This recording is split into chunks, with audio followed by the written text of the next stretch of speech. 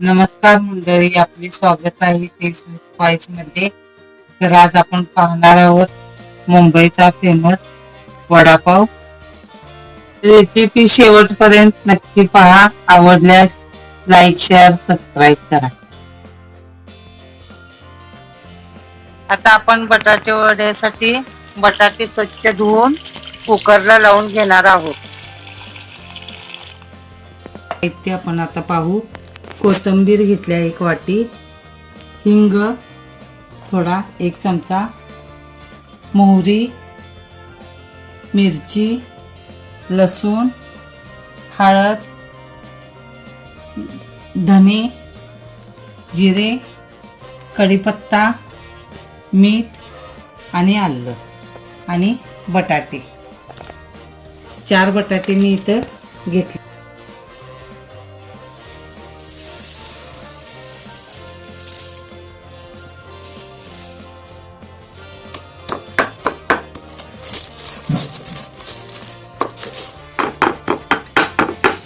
आता हे साहित्य आपण ठेचून घ्यायचं आहे.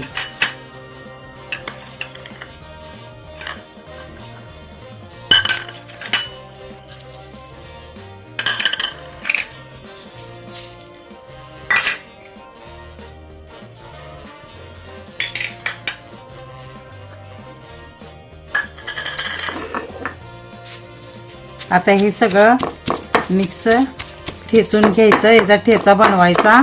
वडापाव एकदम सुंदर आणि चवीला एकदम चविष्ट होतो. त्यामुळं आपण असं ठेचून घ्यायचा. मिक्सरला बारीक करण्यापेक्षा असं ठेचून घेतलं तर वडापाव अजून चवीला चांगला लागतो. आता हे मी ह्याच्यावर ठेचून घेणार आहे. हे बघा, असं ठेचून घ्यायचं.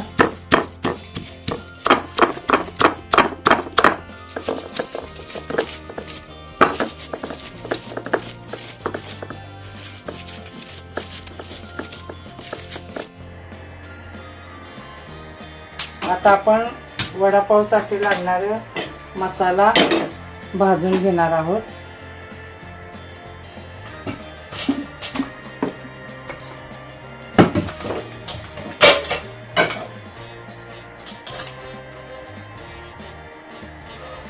दोन चमचे आपण तेल घालायचे आहे.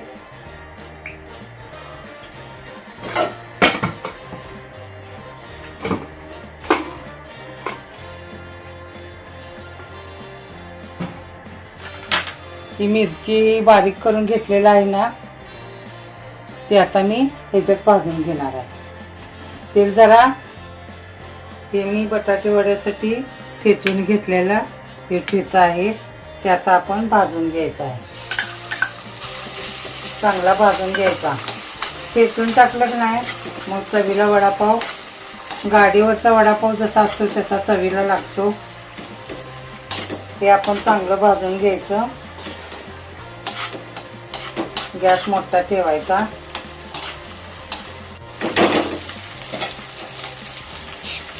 आता आपण कढीपत्ता टाकणार आहोत. बारीक चिरून घेतलेला आहे. कढीपत्ता टाकायचा. कढीपत्ता चांगला भाजून मग त्याच्यात मोहरी टाकायची. बघा, मोहरी 1 चमचा घेतलेली आहे मी. आणि धने गरम करून चांगले ठेचून घेतलेले आहेत. अर्धे कच्चे ठेवायचे म्हणजे चवीला इथं नाही छान लागतं. वडापाव खाताना ना चवीला छान लागतो. हे धने, थोडासा हिंग घेतलेला आहे.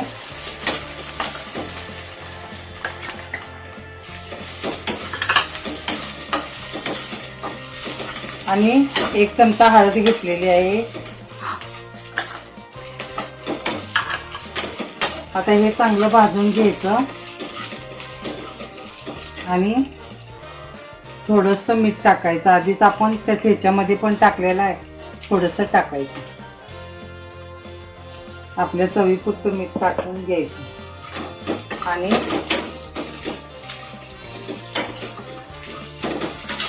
हे साहित्य आता माझं चांगलं भाजून झालेलं आहे. तर आता हे बटाट्याची भाजी करणार आहे त्याच्यावर आता मी टाकणार आहे. आता हे साहित्य आपण भाजून घेतलेलं आहे ते आपण टाकायचं. तुम्ही असाच वडापाव करून बघा, छान लागतो. तर ही भाजी परतून घ्यायची काही गरज नाही. असा मसाला भाजून घ्यायचा आणि मॅशरने असं बारीक करायचं. मसाला मिक्स होतोय हे असं बारीक करून घ्यायचं. त्यासाठी भाजी करायची काही गरज नाही. मसाला चांगला भाजला की चालते. आणि वडापाव एकदम टेस्टी तुम्ही करून बघा. मी सांगितलंय तसं एक नंबर वडापाव होते. गाडीवरचा वडापाव आहे त्यापेक्षा छान होतं. हे असं बारीक करून आपण आता ह्याचे गोळे करून घेणार आहोत. हे आता ही बारीक झालेलं आहे. लय पण काय एकदम पेस्ट करायची गरज नाही. थोडंसं मोठं असले बटाटे तरी चालते. हे बघा हे असं बारीक करून घेतलं. आता ह्याचे मी गोळे बनवणार आहे. तुम्ही करून पहा. चवीला एक नंबर बटाटा वडा होता.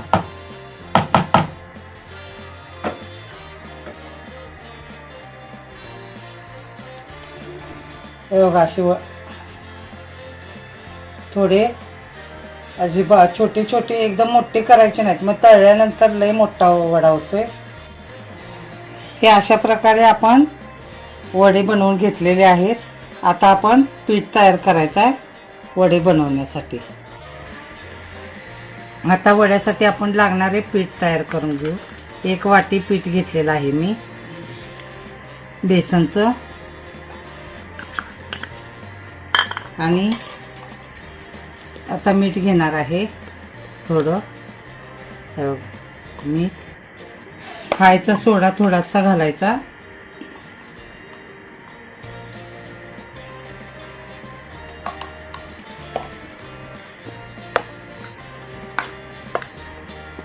या गुठळ्या फोडून घ्यायच्या अशा, नाहीतर मग ती पीठ एक जीव होत नाही.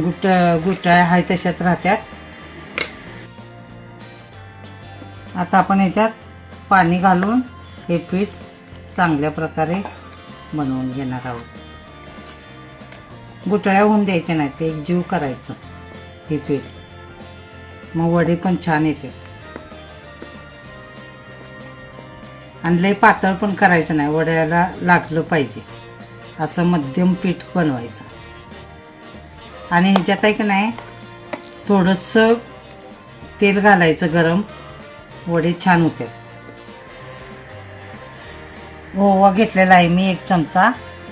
ते असं घासून पिठात टाकायचं आणि पीठ. आता हे 3 माणसांसाठी मी वडे बनवा लागल्या. तुम्हाला जर जास्त माणसांसाठी करायचं असेल तर तुम्ही जास्त घेऊ शकता. मी ही 1च वाटी पीठ घेतलेलं आहे. हे आपलं आता पीठ तयार झालेलं आहे. आता हे तेल गरम केलेलं आहे ते थोडंसं पिठात टाकायचं आहे. मी पिठात टाकणार आहे कारण वडापाव खुसखुशीत होतात. मग वरून आवरण त्याचं चांगलं खुसखुशीत होतं. आता आपण तेल गरम झाले का पाहू. झालेलं आहे. तर आता आपण वडे तळून घेणार आहोत. हे बघा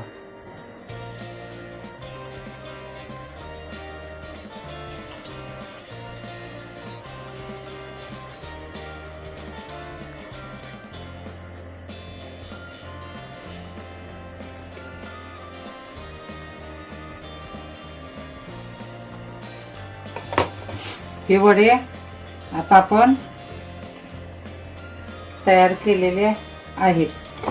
चवीला छान लागते. माझी रेसिपी आवडत असेल तर लाईक, शेअर आणि सबस्क्राईब करायला विसरू नका. आता आपले वडे तळून झालेले आहेत.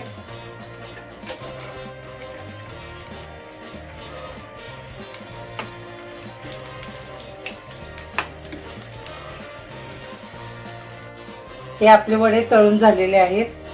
हे बघा किती सुंदर वडे झालेले आहेत.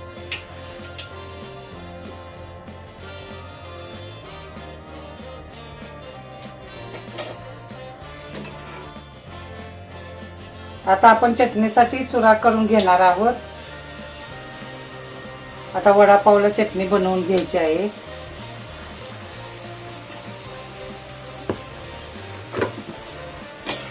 अशा प्रकारे हे चुरा करून घ्यायचा आणि ह्याच्यामध्ये लसूण भाजून टाकायचा. लसूण, ब्रेड आणि हे चुरा, ह्याची चटणी बनवायची. मस्त लागते चटणी, चवीला पण छान होत्या. आता आपण वडापावसाठी लागणारी चटणी बनवणार आहोत. तर त्यासाठी थोडंसं तेल घेतलेलं आहे. लसूण भाजून घ्यायचा चांगला खरपूस लाल होईपर्यंत चांगला तळून घ्यायचा असा. आणि आपण पाव पण गरम करून ह्याच्यात घालणार आहोत. पाव आणि भज्याचा चुरा आणि आपली मसाला असतो ना घरात, तो घातला तरी चालतो किंवा लाल मिरची पावडर घातली तरी चालेल. हे तळून उरलेलं तेल आपण चपातीसाठी वापरू शकतो किंवा सकाळी आपण भाजीला किंवा ह्याला दुसरं कशाला पण वापरू शकतो. पण जास्त दिवस वापरू शकत नाही कारण मग त्याच्यात विष तयार होते. आता हा पाव पण आपण याच्यातच गरम करून घ्यायचा आहे. लसूण काढून घ्यायचा. लाल झालेला आहे चांगला लसूण. हे पाव आपण चांगला भाजून घ्यायचा आणि हे मिक्सरला लावायचं. हे चुरा करून घेतलेला आहे ते आपण घ्यायचा. लसूण आणि आता पाव पण गरम करून घेतलेला आहे, तो जरा थंड होत ठेवणार आहे मी. आता ह्याच्यात आपण 2 चमचे घाटी मसाला टाकणार आहे. चवीला चांगला असतो घाटी मसाला, त्यामुळं मी लाल तिखट काही टाकत नाही, घाटी मसालाच टाकणार आहे. आणि हे पाव आता मी गरम करून घेतलेले आहेत ते पण मी त्याच्यात टाकणार आहे. आता थोडंसं मीठ टाकायचं आणि मिक्सरला बारीक करून घ्यायचं. आता आपली ही चटणी बनवून तयार आहे वडापावची.